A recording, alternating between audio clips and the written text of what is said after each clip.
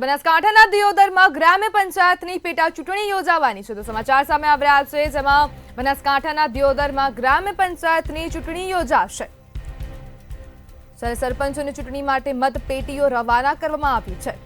જ્યારે આવતીકાલે હવે ચૂંટણી યોજાવા જઈ રહી છે, જેમાં 77 સરપંચો અને 116 વોર્ડના સદસ્યોની ચૂંટણી યોજાશે, જેમાં 9 ઝોનલ અને 329 ચૂંટણી કર્મચારીઓ કામગીરી કરશે।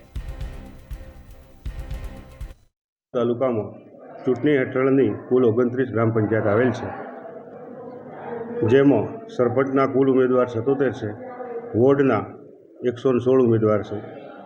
જે ચૂંટણી પ્રક્રિયા આવતીકાલ 22/6ના રોજ મતદાન થનાર છે, એના માટે આપણે કુલ મતદારો સરપંચના મતદારો 44,843 છે, જ્યારે વોર્ડના કુલ મતદારો 11,520 છે।